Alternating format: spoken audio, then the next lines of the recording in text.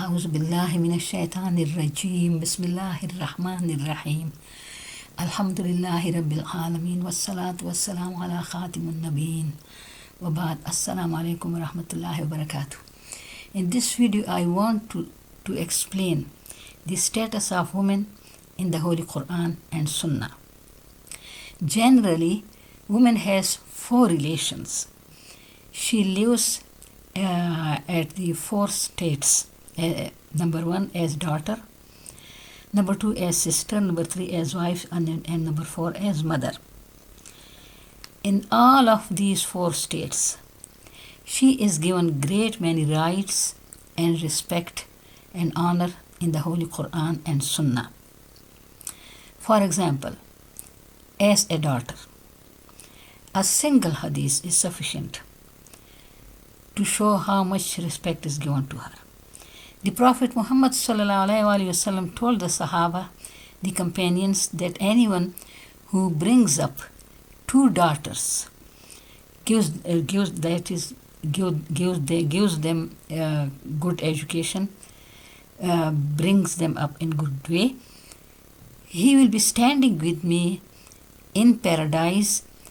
And he joined the two fingers, the index finger and the middle finger, and he said like this: the father of those two daughters will be standing with me in paradise as these two fingers.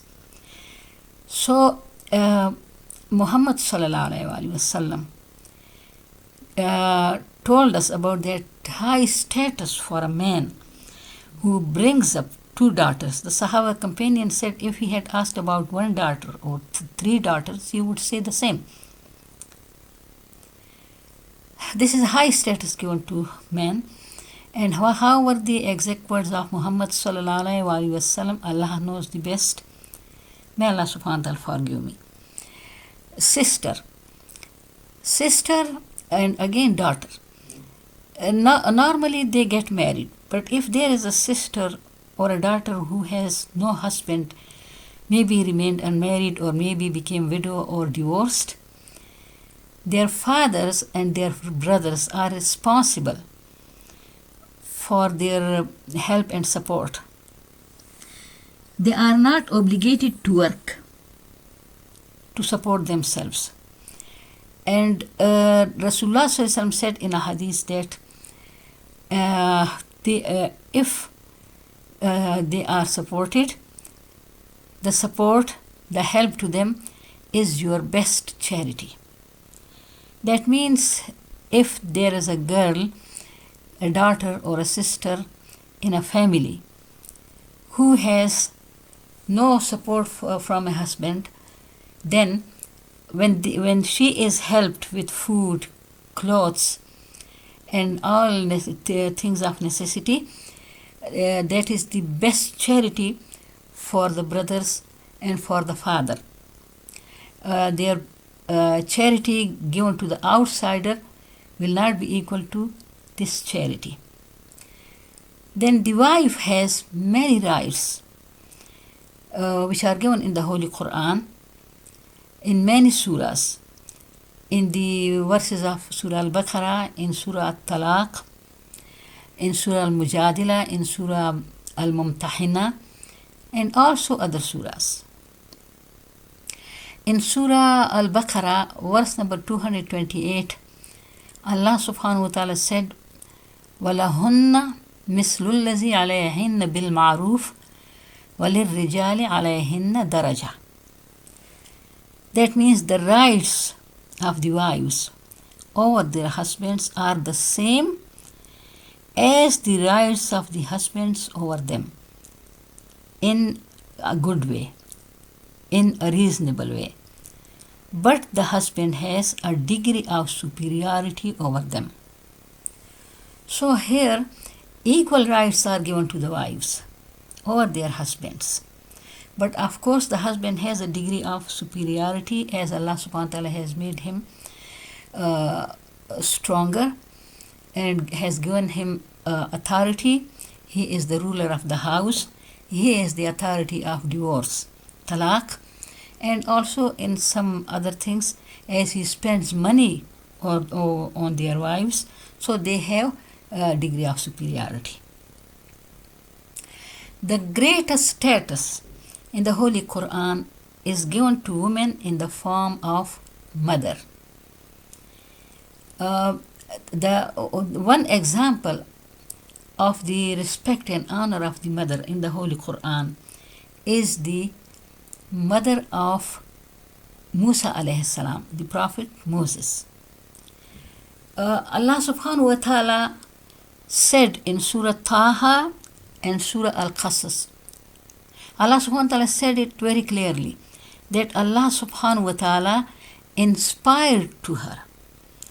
At that time, Pharaoh used to slaughter the sons of the Bani Israel, the children of Israel, and used to leave their daughters alive.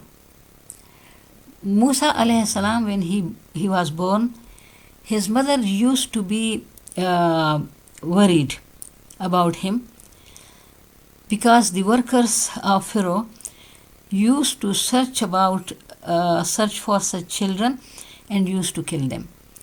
Allah subhanahu wa ta'ala said that Allah subhanahu wa ta'ala did to her inspiration that she should feed her child, should serve her child, and when she finds any danger, she should put him in a box and leave the box in the river.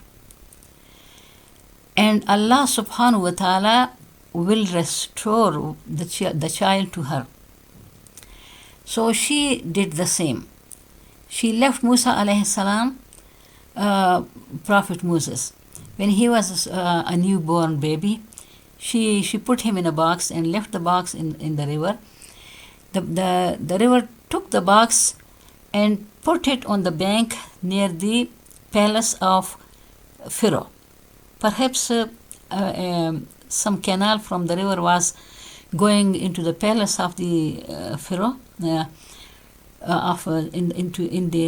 the palace of Pharaoh. They picked up the child, and Allah subhanahu wa ta'ala put love on him, so no one could kill him. And then he didn't accept the milk of any mother, any woman, and his sister was following the box.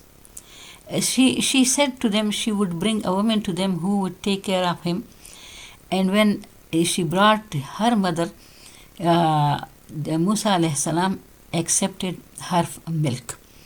So Allah subhanahu wa ta'ala fulfilled the promise with the mother of Musa alayhi salam and returned the child to her. And also Allah subhanahu wa ta'ala had inspired to her that Allah would make him from the mursaleen, from the messengers, and Allah subhanahu wa ta'ala also fulfilled that promise.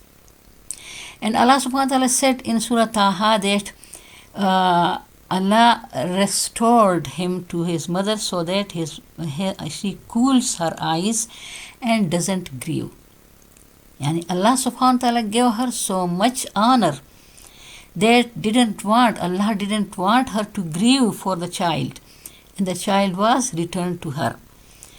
These are great examples in the Holy Quran. Also there are other examples. For example, the mother of Maryam alayhi salam, her story is mentioned in Surah Ali Imran. That is also a beautiful story. So woman as a mother has very high respect in the Holy Quran. Alhamdulillahi Rabbil Alameen. There are also other verses in general, and also a hadith about the woman, the status of women. In Sunnah we find the example of Hajar alayhi salam, the wife of Ibrahim alayhi salam.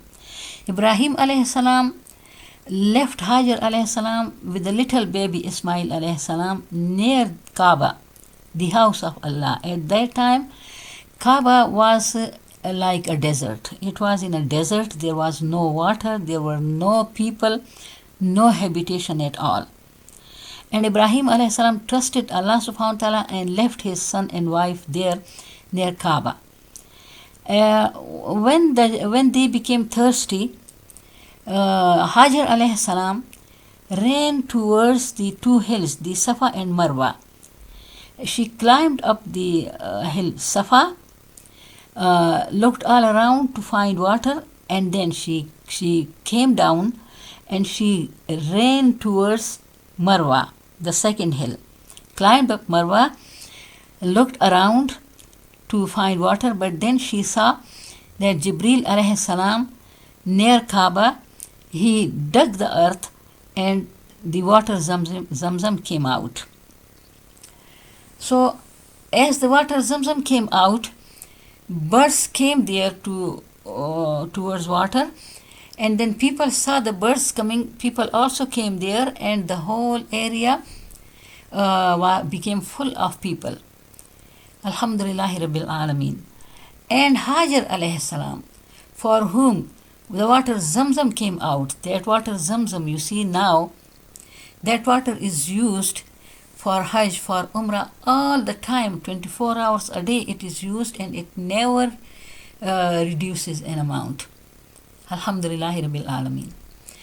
Moreover, when we go for Umrah, we have to follow the steps of Hajar alayhi salam.